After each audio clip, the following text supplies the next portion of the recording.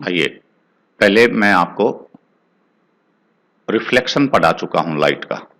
Light में हमने reflection पढ़ा है, रिफ्लेक्शन के लॉज आपने पढ़े हैं।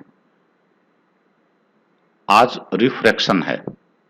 रिफ्रैक्शन की डेफिनेशन क्या होती है वो बहुत सावधानी से सीखिए और रिफ्लेक्शन में और इसमें अंतर सीखिएगा। रिफ्रैक्शन का मतलब है when a ray of light enters from when a ray of light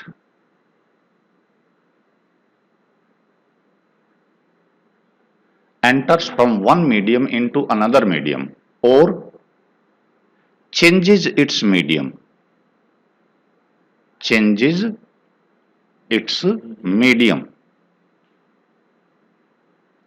it deviates slightly through its path from its path. It deviates DEVIATES deviates का मतलब है हल्का सा विचलित हो जाती है, रास्ता बदल देती है। deviates from its original path, from its original path. This phenomena is called, this process is called refraction. The process is called refraction. आपको मालूम है कि लाइट हमेशा स्ट्रेट लाइन में ट्रेवल करती है,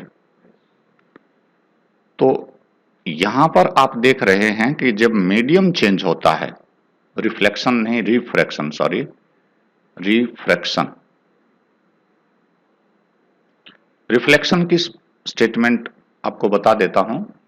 रिफ्लेक्शन में आपने देखा था इसकी definition, when a ray of light strikes a shiny surface it bounces back और it is reflected back. The phenomena of reflecting back rays of light is called reflection. आपने 3 टाइप के मिरर्स पढ़े थे, plane mirror, concave mirror, convex mirror. Laws of reflection पढ़े थे, आपने image formation देखी थी। रिफ्रैक्शन में भी पहले फिनोमिना समझिए, रिफ्रैक्शन होता क्या है।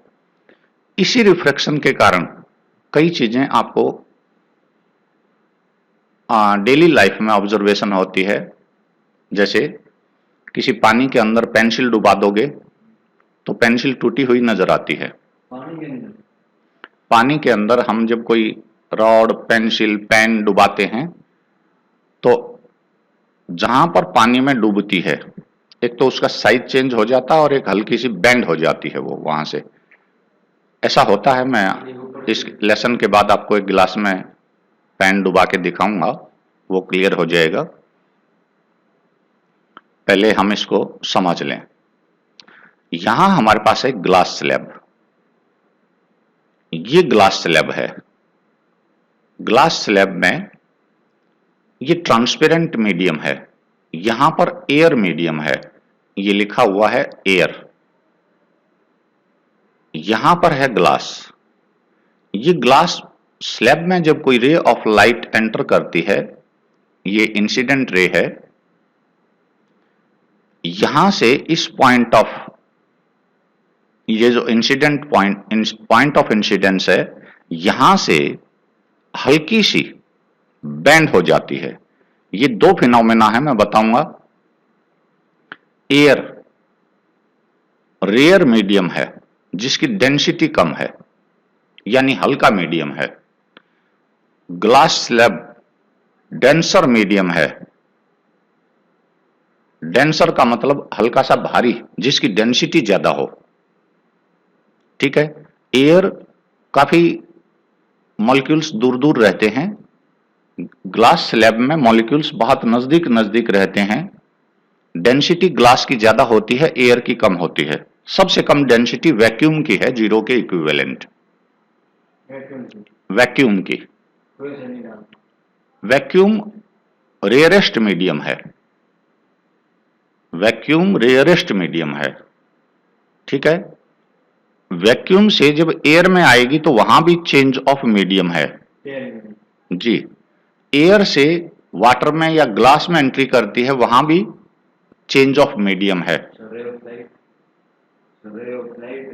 रे ऑफ लाइट, मान लीजिए सन से कोई रे ऑफ लाइट चली तो वैक्यूम में चली, आसमान में हवा नहीं है, बहुत ज्यादा स्पेस एम्प्टी है। जब हमारे पृथ्वी के पास एयर में एंट्री करती है तो वो हल्की सी बैंड हो जाती है। ठीक है,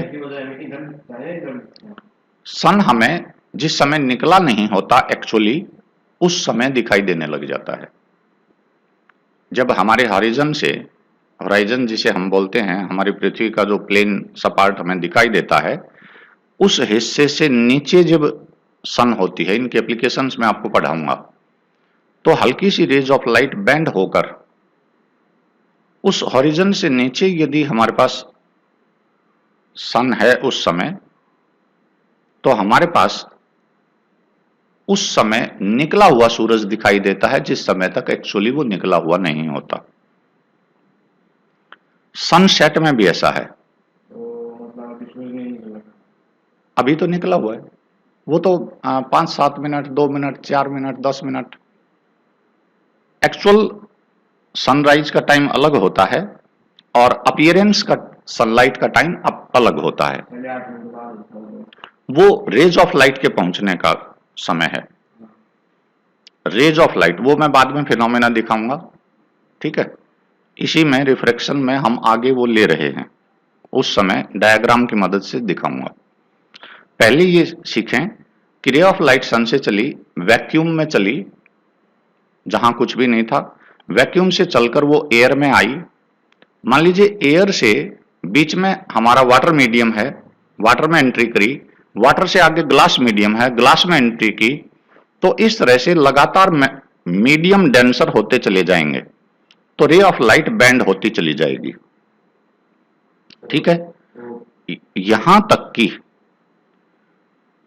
डिफरेंट एयर जो लेवल्स हैं, हमारा एयर पृथ्वी से काफी ऊपर काफी हल्की हवा होती है, उसका एयर मीडियम है, नीचे नीचे आते चले जाएंगे तो एयर डेंस होती चली जाएगी। पृथ्वी के आसपास हवा ज्यादा है तो वहां पर बेंडिंग ज्यादा होगी। जहां हवा बहुत हल्की है, कम मात्रा में मिलती है एक लिमिटेड एरिया में, तो वहां पर बेंडिंग कम होगी। वैक्यूम में स्ट्रेट लाइन चलती रहेगी तो हल्का सा बैंड आता रहेगा। यहां देखें, when this ray of light enters into another medium, ठीक है, इस पॉइंट O पर मीडियम चेंज हो गया। जाना चाहिए था तो डॉटेड पोर्शन तो था इसका स्ट्रेट, लेकिन एक्चुअल में it bends from its path, it deviates from its path. और डेंसर मीडियम में जब ये एंट्री करती है तो ध्यान देना, when a ray of light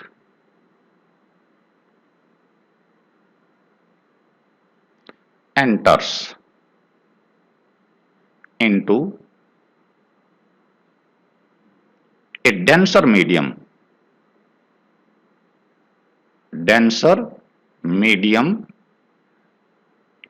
it bends towards the normal. It bends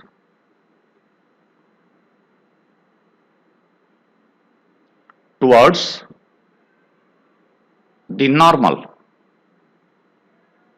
normal आप जानते हैं, नॉर्मल एक ये इमेजिनरी लाइन है आपके पास यहां, जो 90 डिग्री का एंगल बनाती है इस AB सरफेस के ऊपर। तो यहां ये नॉर्मल है, तो वास्तव में ये रे ऑफ लाइट, ध्यान देना, इस नॉर्मल की तरफ मुड़ी है, इस तरफ मुड़ गई। अपने एक्चुअल पाथ से ये नॉर्मल की ओर बेंड हुई है। आप मेरी बात समझ पा रहे हैं? Yes sir. अगले पॉइंट पे जब आप आके देखेंगे तो ये आपका एक तरह लॉ हो गया है रिफ्लेक्शन का। आप डायग्राम जब बनाएंगे तो रेयर मीडियम से डेंसर मीडियम में जैसे ही आप अपनी रे ऑफ लाइट एंटर कराएंगे तो जहां पॉइंट है, इंटरफेज है उन दोनों का, उस फेज से नीचे जब मीडियम चेंज होगा तो आपको अपनी लाइट नॉर्मल की तरफ बेंड करनी होगी। आ गई बात समझ में? अब यहां देखें ठीक उल्टा है। यहां ये रे ऑफ लाइट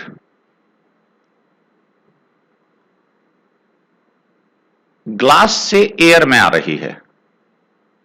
यहां कौन सा मीडियम है? ग्लास। यहां कौन सा मीडियम है? एयर। इस ग्लास स्लैब से ये पॉइंट ओ डैश पर बाहर निकल रही है। अब ये डेंसर मीडियम से रेयर मीडियम में आ रही है। डेंसर मीडियम से जब रेयर मीडियम में आ रही है, it bends from its path, deviates from its path. Actual में जाना था इस रे ऑफ लाइट को इस तरफ, इस तरफ। जो ये सीधी लाइन थी हमारी, ये इधर जाना चाहिए था, इसे सीधा। ये हल्की सी नॉर्मल से अवे बेंड हो गई। हाँ बेटा,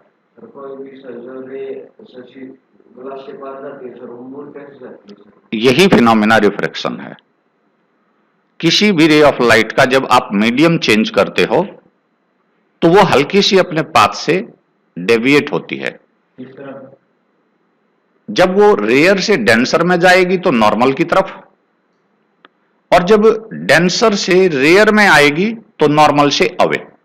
अब आपके मुड़ने की जो दिशा है वो नॉर्मल ये है, और इस तरफ ये रे ऑफ लाइट मुड़ी है नॉर्मल से दूर। तो जब आप यहां सेकंड पॉइंट देखें, व्हेन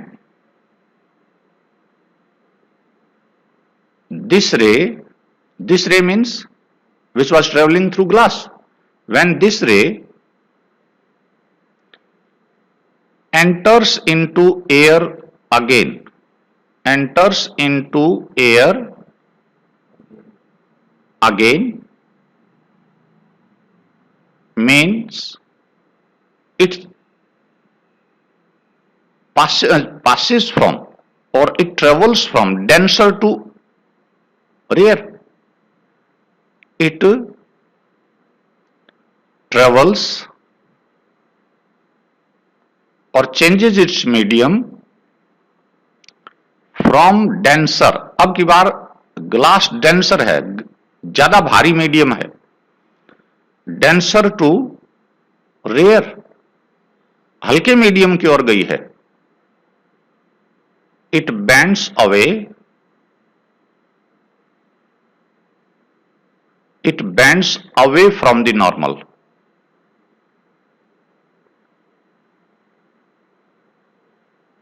आप ये बात समझ पा रहे हो? दो फिनोमेना आपने यहां देखने हैं। यदि आपकी रे ऑफ लाइट रेयर मीडियम से हल्के मीडियम से भारी मीडियम में जा रही है तो वो नॉर्मल की तरफ मुड़ेगी। यदि वो भारी मीडियम से हल्के मीडियम में एंट्री कर रही है तो नॉर्मल से दूर मुड़ जाएगी। भारी से मैं कह रहा हूं, ग्लास भारी मीडियम है, डेंसर मीडियम है, जिसकी डेंसिटी ज्यादा है। वाटर की भी डेंसिटी एयर से ज्यादा है। अभी आगे एक टेबल दिखाएंगे हम मीडियम वाइज, उसमें आप देख सकते हैं कि यहां एक बात और बता दूं, in denser medium light can travel slow, light travel slowly. जैसा जैसा मीडियम ज्यादा भारी होता है, रे ऑफ लाइट को ऑब्स्टेकल मिलते हैं मॉलिक्यूल्स के। तो जब वो अपना रास्ता बनाती है डेंसर मीडियम के अंदर से, light is always said to be in a hurry. रोशनी हमेशा, प्रकाश की किरणें हमेशा जल्दबाजी में बताई जाती हैं, बहुत तेज चलती हैं। लेकिन जब वो, अभी कई बार ऐसा हो कि भीड़ भरा रास्ता आप पार करते हो, तो भीड़ भरा रास्ता आप वो रास्ता लेते हैं जो सबसे छोटा हो। खुला रास्ता हो तो आप घूम के भी जा सकते हैं। यहां से यहां तक देखें, ओ से ओ डैश या ओ से यहां तक आना लंबा रास्ता लेता इस डेंसर मीडियम के अंदर से। यहां मैं कुछ दिखाना चाहूंगा। एक तो ये रास्ते से आती रे ऑफ लाइट, एक इस रास्ते से आई रे ऑफ लाइट। तो यहां पर आप देखेंगे ये डिस्टेंस छोटा है, ये डिस्टेंस बड़ा होता। काश ये रे ऑफ लाइट अपने ही रास्ते आती, it has to travel a longer distance through denser medium. Denser medium के अंदर इसको लंबा रास्ता पार करना पड़ता, so more time will be taken, ज्यादा समय लगता। अगर रे और लाइट स्ट्रेट आएगी तो किस पर जाएगी? ये स्ट्रेट आएगी हाँ, तो स्ट्रेट ही जाएगी, फिर नॉर्मल का और उसका तो रिफ्रैक्शन वाला सिद्धांत खत्म हो जाएगा, towards normal, away from normal. जब ये रे ऑफ लाइट यदि डायरेक्ट इंसिडेंट होती है 90 डिग्री, तो फिर इसमें अंतर नहीं दिखाई देगा, ये सीधा ही दिखाई देगा, सीधी ही जाएगी। क्योंकि सब शॉर्टर डिस्टेंस रही है। हाँ, फिर वो नॉर्मल ही रहेगा। ये किसी एंगल के ऊपर यदि बैंड होती है तो अब इसमें मुड़ने की स्थितियां हैं।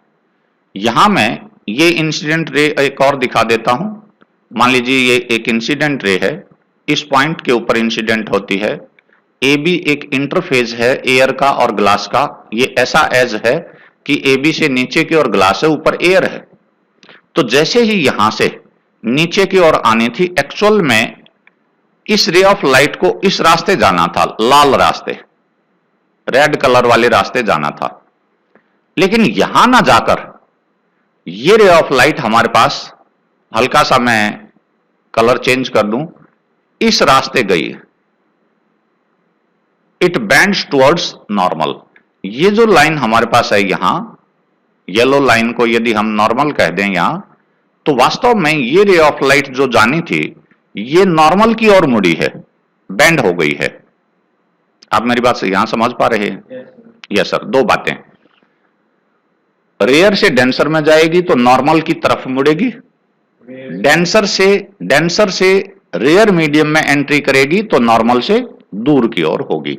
ये दो लाइनें आपको इंग्लिश में अपनी लिखनी है और बार बार इसका अभ्यास करना है, तब जाके आप इनको लिख पाएंगे।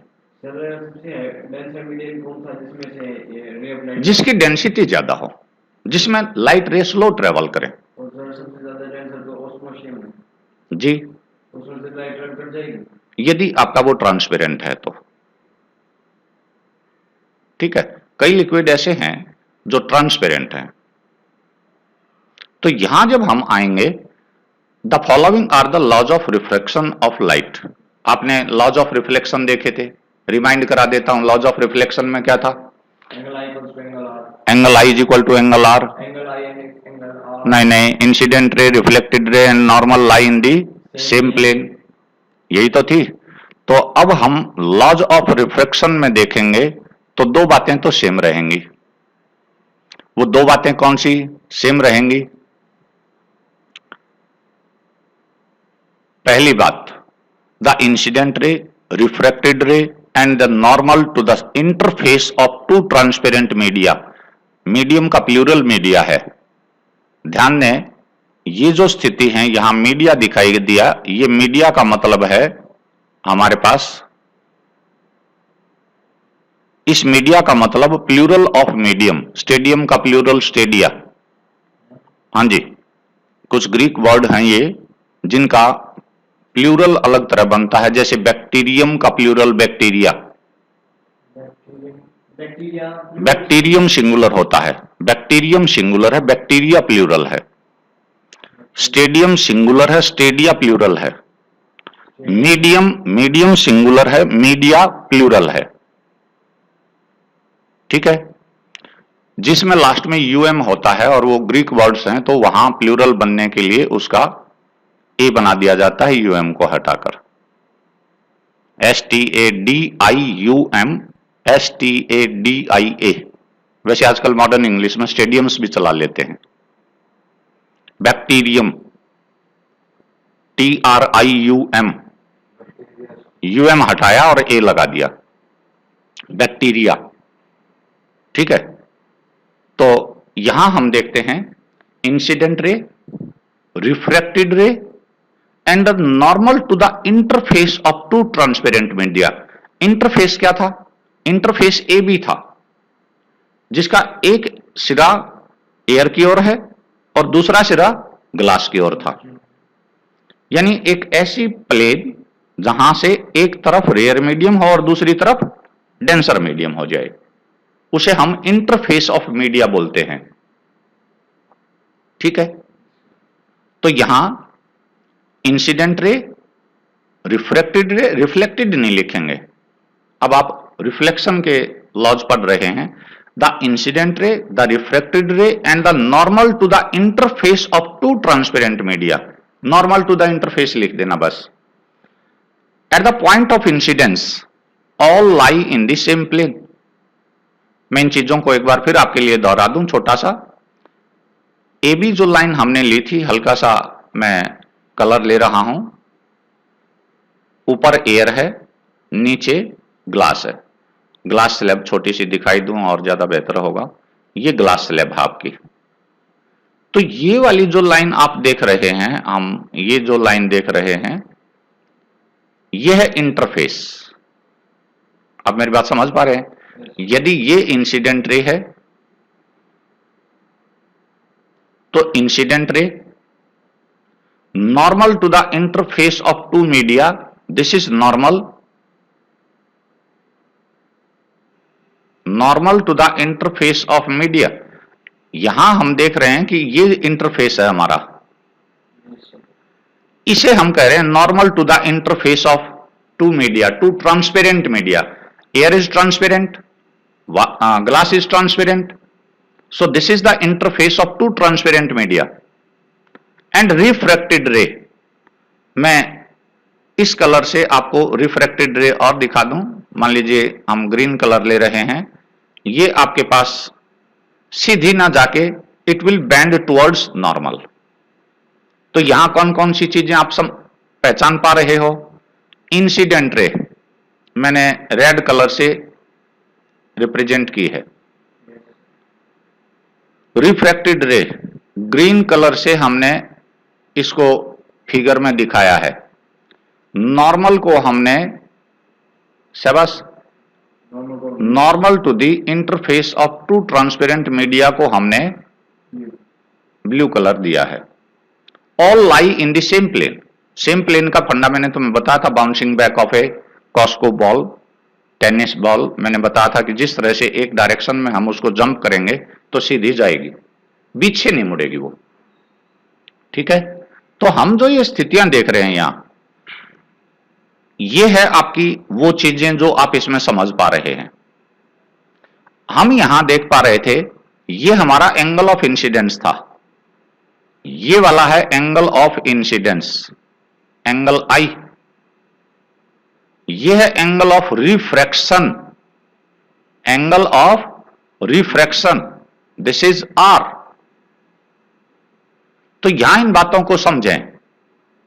अभी आपने ट्रिग्नोमेट्री पढ़ी नहीं है, इस वजह से ये थोड़ा सा मुश्किल लगेगा, क्योंकि 10th में मैथमेटिक्स में आपने अभी आपने ट्रिग्नोमेट्री नहीं पढ़ी है, इस वजह से ये लॉ अभी अटपटा लगेगा आपको, ठीक है। जब आप ट्रिग्नोमेट्री पढ़ लेंगे तो इसका मतलब आपको समझ में आ जाएगा। The ratio of sine of angle of incidence, this is ratio of sine of angle of incidence and sine of angle of reflection. एक तो है आपके पास sine of angle of incidence, sine of angle of incidence,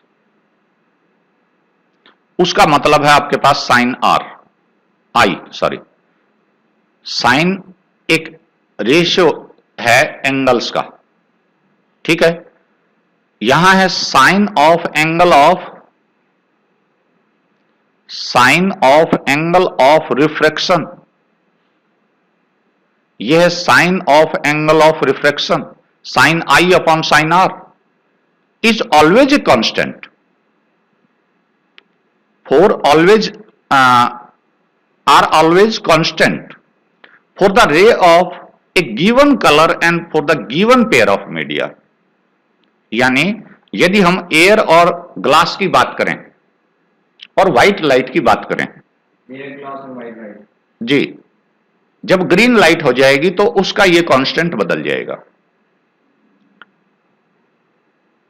अलग अलग colour अलग अलग wavelength के होते हैं, उनकी स्पीड अलग अलग रहती है। जैसे प्रिज्म से आप रिफ्रैक्शन देखते हैं, प्रिज्म में जब आप रिफ्रैक्शन देखते हैं तो वहां देखते हैं कि प्रिज्म में कुछ बैंड ज्यादा हुए हैं, कुछ वेवलेंथ और कुछ बैंड कम हुई हैं। तो रे ऑफ लाइट में कलर्ड लाइट कुछ हल्की चलती है और डिफरेंट कलर्स अलग अलग पैटर्न देते हैं, वो मैं बाद में बताऊंगा। अभी रिफ्रैक्शन आपका चलेगा। तो 8वीं में आपने प्रिज्म का थोड़ा सा स्पेक्ट्रम बनना तो देखा था, और वहां देखा था कि कुछ अलग अलग स्क्रीन के ऊपर पहले VIBGYOR, ठीक है, तो वायलेट, इंडिगो, ब्लू, ये अलग अलग वेवलेंथ थी उनकी, उस वजह से वो टूट जाती है व्हाइट लाइट। सो यदि आपके पास एक सेम रे ऑफ लाइट रहे, यानी व्हाइट लाइट रहे, एयर और मीडियम ग्लास, एयर और ग्लास रहे, तो हमेशा ये कांस्टेंट रहेगा, ठीक है, कहीं भी किसी भी स्थिति के लिए। This is different law. ये आपने रिफ्लेक्शन में नहीं पढ़ा था। वहां तो साइन I = R था, वहां तो ये वाला एंगल और ये वाला एंगल आपस में बराबर थे, लेकिन क्योंकि रे बेंड हो गई तो बराबर वाली बात तो खत्म, ठीक है ना। रिफ्लेक्शन में तो I = R था।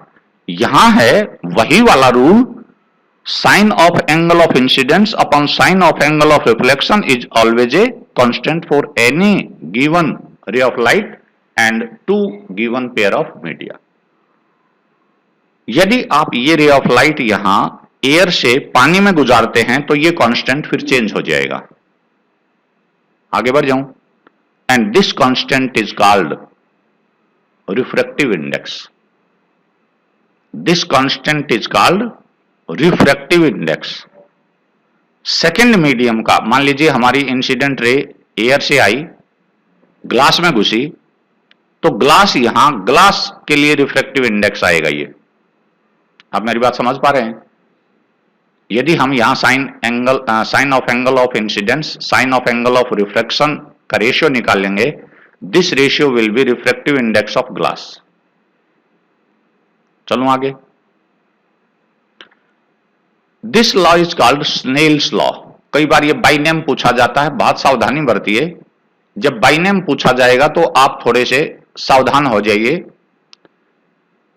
This law is also known as Snell's law of refraction.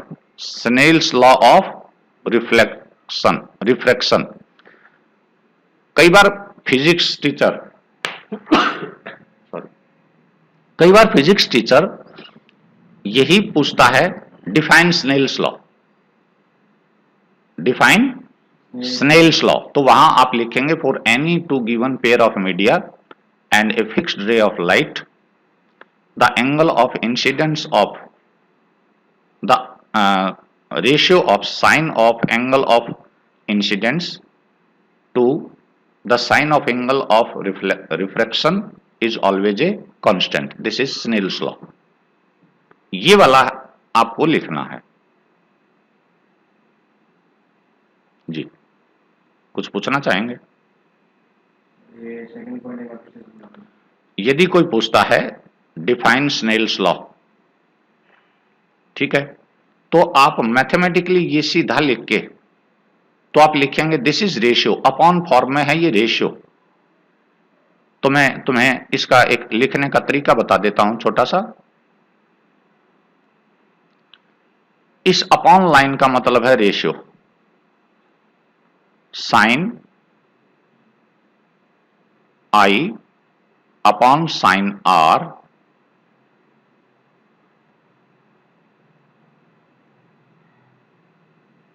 M, समझा जाए।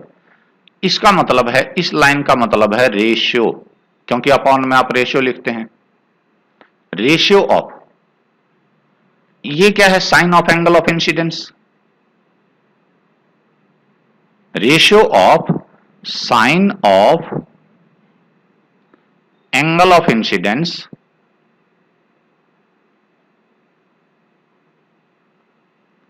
टू, रेशियो किस किस का हो? This is ratio of sine of angle of incidence to sine of angle of refraction. Angle of refraction is always constant, is equal to constant था ना, is always constant condition है for any two given pair of media and for any fixed coloured light. यदि colour आप change कर रहे हैं light का तो फिर ये कांस्टेंट नहीं रहेगा। क्या मैं आगे बढ़ जाऊं? क्लियर कर लोगे, डिफाइन कर लोगे इसे? आगे आ जाइए। अब हम इसी रिफ्रैक्टिव इंडेक्स को स्पीड ऑफ लाइट से कोशिश करेंगे समझने की। स्पीड ऑफ लाइट से समझने की कोशिश करेंगे। यदि हमारे पास speed of light in medium 1 और speed of light in medium 2, ध्यान दीजिए एयर में और वैक्यूम में हम approximately 3 lakh kilometre per second की स्पीड लेते हैं। हालांकि थोड़ा सा वैक्यूम में और एयर में अंतर हो जाता है, लेकिन कैलकुलेशन पर्पज के लिए हम जैसे 298 को 3 लाख ही लिख लेते हैं। 2,98,000 को किलोमीटर पर सेकंड को हम 3 लाख ही यूज कर लेते हैं, ठीक है, क्योंकि उसकी कैलकुलेशन 2,98,000 की थोड़ी सी ज्यादा टिपिकल होती है। काफी डेसिमल प्लेसेस आ जाएंगे और फिर भी वो अप्रोक्सीमेटली लगभग बराबर सा रहता है। सो 2,98,000 और 3 लाख को हम अंतर नहीं मानेंगे। So speed of light in medium, मान लीजिए हमारे पास speed of light in air था 3 लाख किलोमीटर पर सेकंड, ठीक है। मीडियम फर्स्ट था हमारा एयर। ग्लास में हमारे पास मान लीजिए, आई एम नॉट कंफर्म्ड सो फार, मैं एक्चुअल वैल्यू नहीं लिख रहा हूं, ग्लास में आके हमारी स्पीड की लाइट 2,50,000 रह गई। यस सर, आगे बढ़ूं भैया। तो हमारा v1 अपॉन v2 का मतलब है velocity of light in medium 1 और velocity of light in medium 2। Medium 2 का मतलब यहां मीडियम 1 का मतलब था एयर में ट्रेवल कर रही थी और मीडियम 2 का मतलब था ये ग्लास में ट्रेवल कर रही थी। ये बात समझ में आई? तो यहां पर जो आप इसे कैंसल आउट करोगे तो कैंसल करने के बाद 25 से इसे काट दीजिए। जब आप इसे कैंसिल कर लेंगे तो हल्का फुल्का सा 2 बातों का ध्यान दें।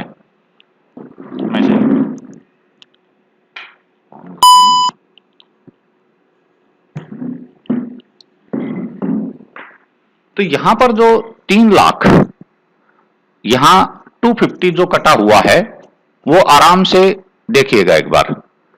ये जो स्थितियां हैं 25 एकम 25, 25 दूनी 50, 25 दहाई 2 से काट दें, 2 पंजे 10 और सीधा सा लिख दें 1.2 ही लिख दें 12/10 को 1.2। रेशियो में कभी ध्यान देना, रेशियो में कभी यूनिट नहीं होती। Ratio is always unit free. क्यों? ऊपर वेलोसिटी में भी किलोमीटर पर आवर है, किलोमीटर पर सेकंड है, नीचे वाली वेलोसिटी में भी किलोमीटर पर सेकंड है, तो वो तो कैंसिल आउट हो गई यूनिट। तो रेशियो हमेशा, तो ये रिफ्रैक्टिव इंडेक्स ऑफ ग्लास बोला जाएगा, ये वाला। आप मेरी बात समझ पा रहे हो? This is called refractive index of second medium with respect to first medium. यदि पहले वाला मीडियम बदल गया तो ये बदल जाएगा। आप मेरी बात समझ पा रहे हो? Yes sir. इस बात को फिर यहां एक बार क्लियरली देखें। ये मीडियम एयर था, ये मीडियम हमारा ग्लास था। जब रे ऑफ लाइट यहां से आई तो वो बेंड हुई। एंगल ऑफ इंसिडेंस और एंगल ऑफ रिफ्लेक्शन बराबर नहीं है। इनके दोनों का साइन, इन एंगल्स का साइन रेशियो कांस्टेंट है और उसी को रिफ्रैक्टिव इंडेक्स बोलते हैं। तो रिफ्रैक्टिव इंडेक्स आप 2 तरह से डिफाइन कर सकते हैं। पहला, स्पेस थोड़ा सा लिया तो मैं, speed of light in medium 2। यदि उल्टा हो जाए तो मान लीजिए हम ग्लास का ऊपर देने, अब की बार उल्टा है। यहां एक कैलकुलेशन करके दिखाता हूं। पहले तो हमने कैलकुलेट किया था 3 lakh kilometre per second speed थी, किलोमीटर पर सेकंड स्पीड थी एयर में, और 2,50,000 किलोमीटर पर सेकंड मैंने एज्यूम्ड वैल्यू ली थी, एक्यूरेट नहीं, किलोमीटर पर सेकेंड इन ग्लास, तो हमारा उत्तर आया था 1.2। ये बात समझ में आ गई? Yes sir. तो ये था refractive index of glass, refractive index of glass with respect to, WRT को हम लिखते हैं विद रेस्पेक्ट टू, यानी किससे कंपैरिजन किया हमने? एयर से, विद रेस्पेक्ट टू एयर। ये बात समझ आई? यदि मैं इसे उल्टा कर दूं यहां कि 2,50,000 तो कर दूं न्यूमरेटर में और 3 लाख किलोमीटर पर सेकेंड कर दें हम डिनोमिनेटर में, क्या ऊपर एक जीरो ज्यादा हो गई? हाँ जी, ये एक जीरो ज्यादा है। तो यहां पर जब आप करेंगे तो 250/300 आ जाएगा। 25 से काटोगे तो 10, 25 से काटा तो 12, ये आ गया 5, ये आ गया 6, तो ये रह जाएगा 0.888 एंड सो ऑन, यानी 0.89 अप्रोक्सीमेटली। ये आ जाएगा refractive index of air with respect to glass. हम इसे बोलेंगे refractive index of air with respect to glass. ये बात समझ में आई? उल्टा सुल्टा है ये, कभी ये रिफ्रैक्टिव इंडेक्स देगा ग्लास का, कभी ये रिफ्रैक्टिव इंडेक्स देगा एयर का। जिसका निकालना हो उसे डिनोमिनेटर में रखना है। जिस भी आप मीडियम का रिफ्रैक्टिव इंडेक्स निकालेंगे उसकी वेलोसिटी ऑफ लाइट डिनोमिनेटर में होगी, या उसका साइन ऑफ आर नीचे होगा। आप मेरी बात समझ पाए हैं? बढ़ूं आगे। ये काफी कॉम्प्लेक्स सा रहता है। ये आपका फार्मूला है, speed of light in air, speed of light in air and speed of light in the medium. कोई भी मीडियम ग्लास है, वाटर है, जो भी, जैसे मैंने अभी ये वैल्यूज ली थी, C is called speed of light in air, ठीक है। और vacuum, this is refractive index of medium M, यहां मीडियम एम है।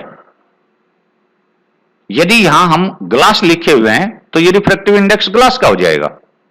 यदि यहां हम वाटर लिखे हुए हैं तो ये रिफ्रैक्टिव इंडेक्स फिर वाटर का हो जाएगा with respect to this.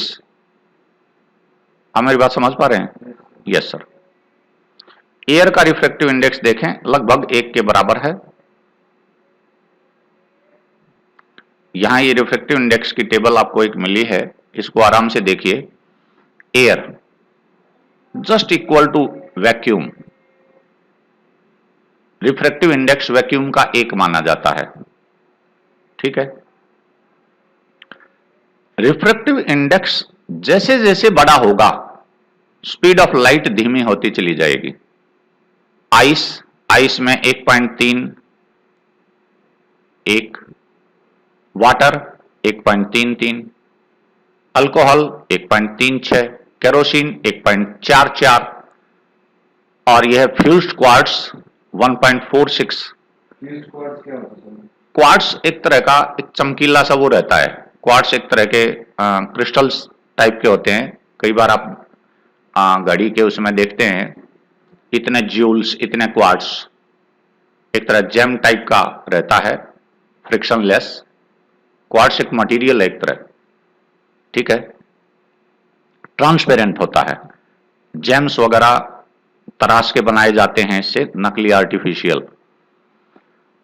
Turpentine oil, टार्पिन का तेल आपने देखा पेंट वगैरह में मिलाते हैं, 1.47।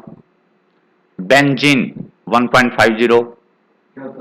बेंजीन एक तरह का लिक्विड है, जैसे मिट्टी का तेल आपको मिलता है, ठीक है। इथेनॉल वगैरह प्योर अल्कोहल मिलती है, ट्रांसपेरेंट होती है।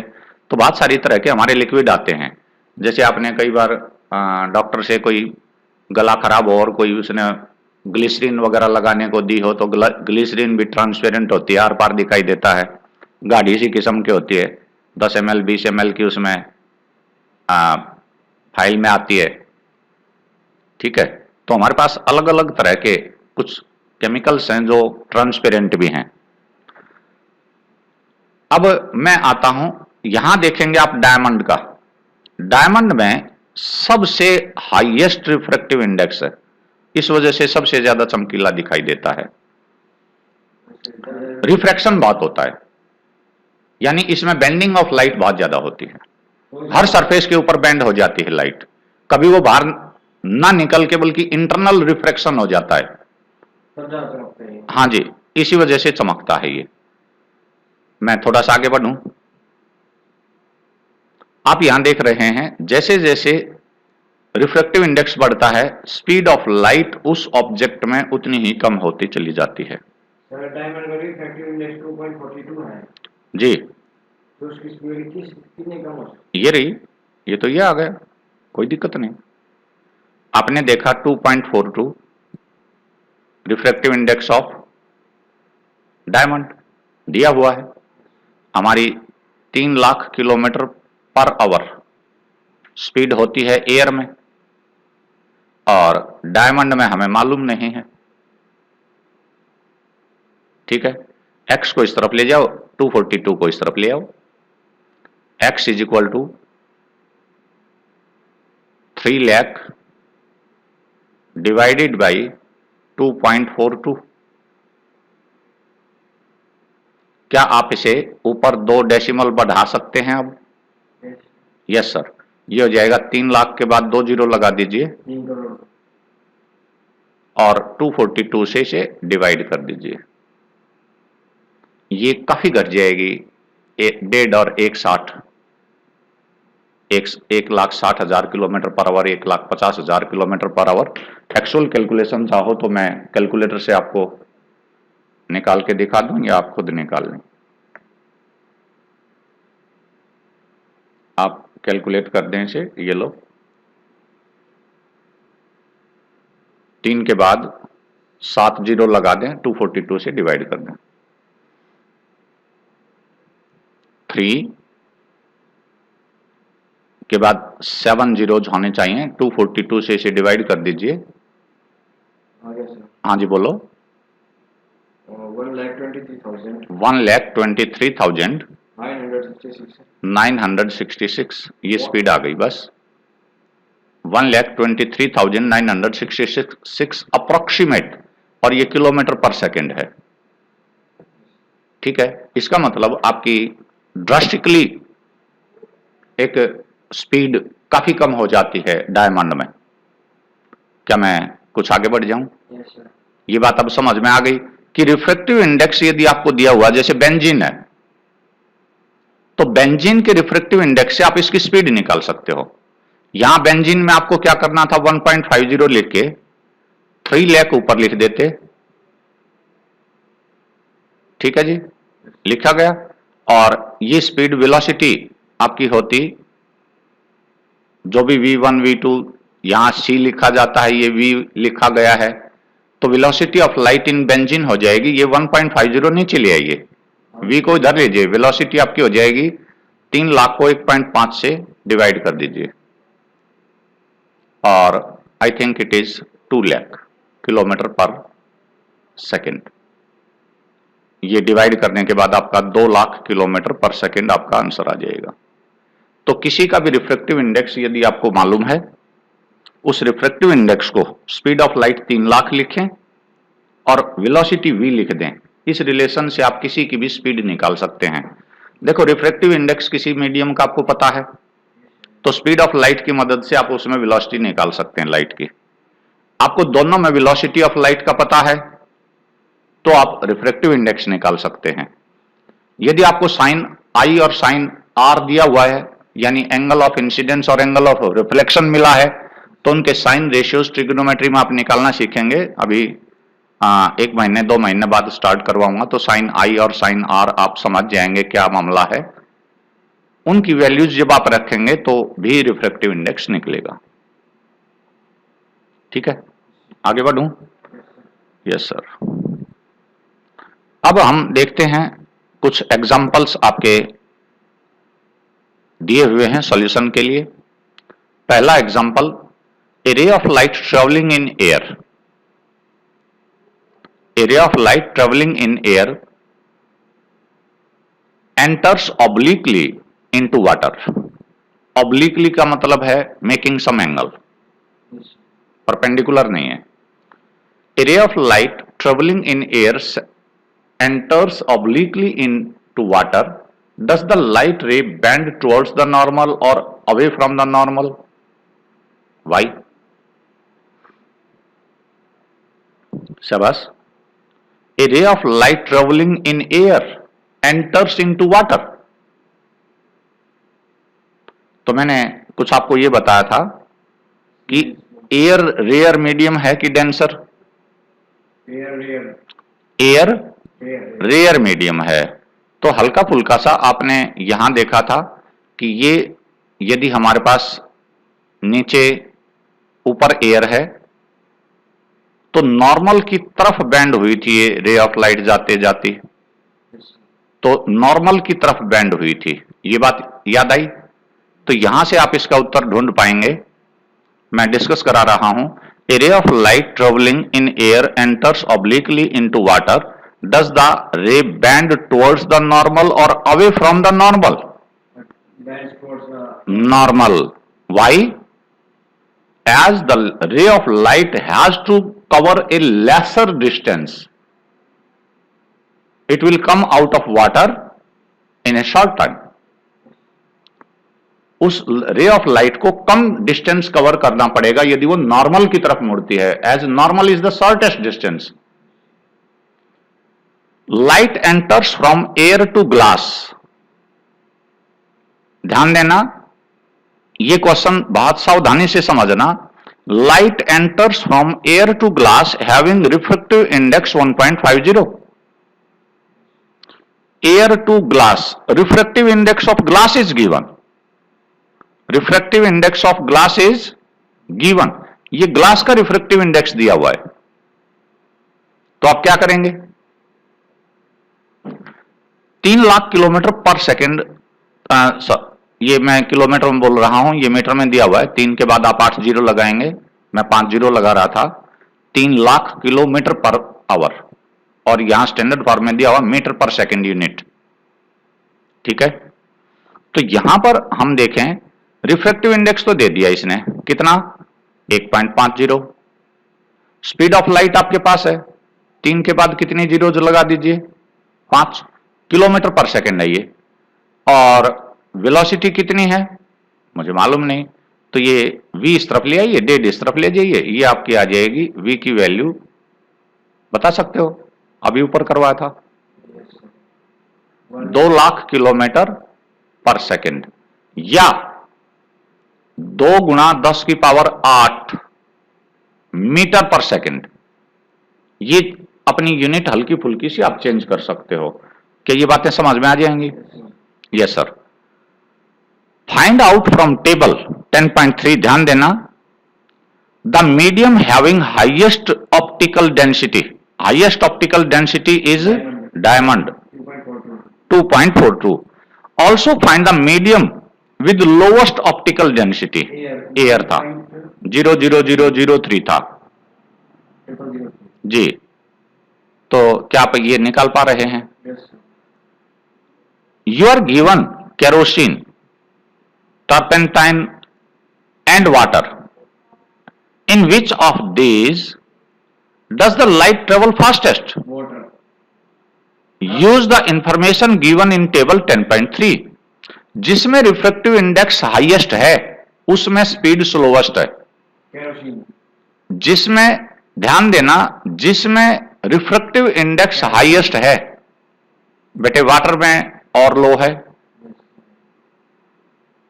सबसे ज्यादा फास्टेस्ट ट्रेवल करेगी एयर में, फिर वाटर में, आइस उसमें पूछा नहीं है, शायद दिया ही नहीं है, फिर वाटर में, और फिर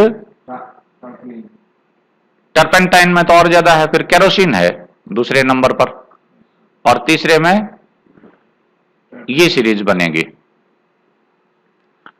देख लीजिएगा एक बार आराम से. पहला इसने क्या दिया? Kerosene, turpentine and water. Water number 1 है, हाईएस्ट स्पीड होगी, calcium second, kerosene second speed होगी और टर्पेंटाइन ऑयल थर्ड, यानी टर्पेंटाइन ऑयल में स्लोएस्ट स्पीड होगी इन तीनों में। The refractive index of diamond is 2.42। What is the meaning of this statement? Means, या तो आप बताइए वेलोसिटी ऑफ लाइट से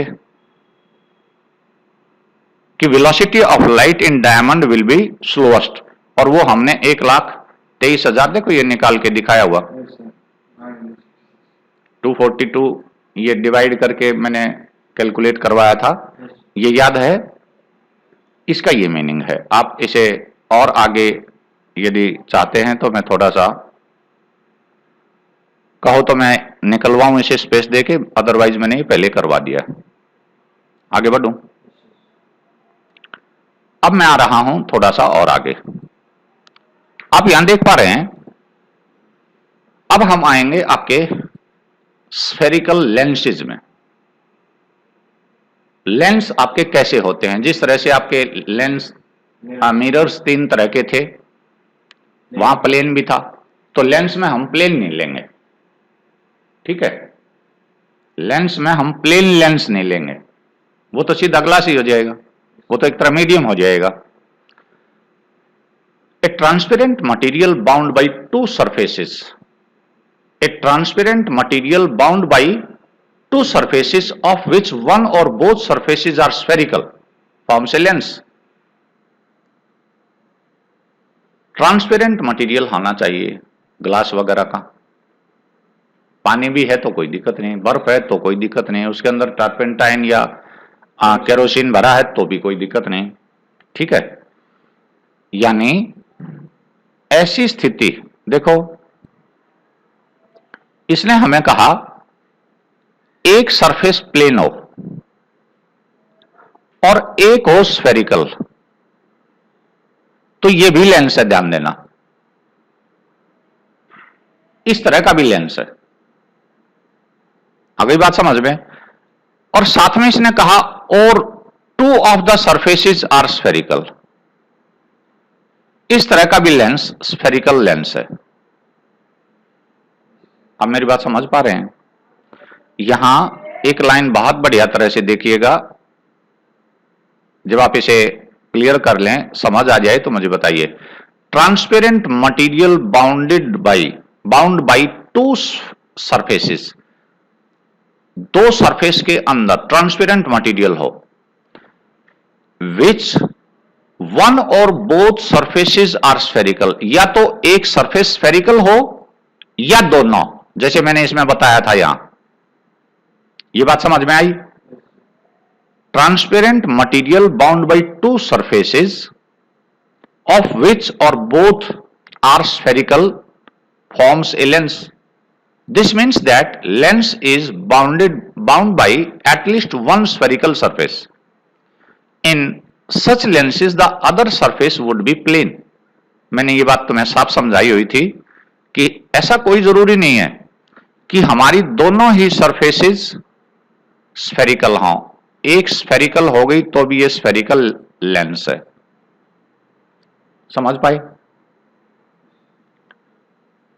ए लेंस में have 2 spherical surfaces, 2 spherical surfaces भी हो सकते हैं, bulging outwards, such lens is called a double convex। Double तो हमने ये कहा कि 2 सरफेस स्फेरिकल हैं, कॉन्वेक्स लेंस। अब क्या आप डबल कॉन्वेक्स लेंस की डेफिनेशन बता सकते हो?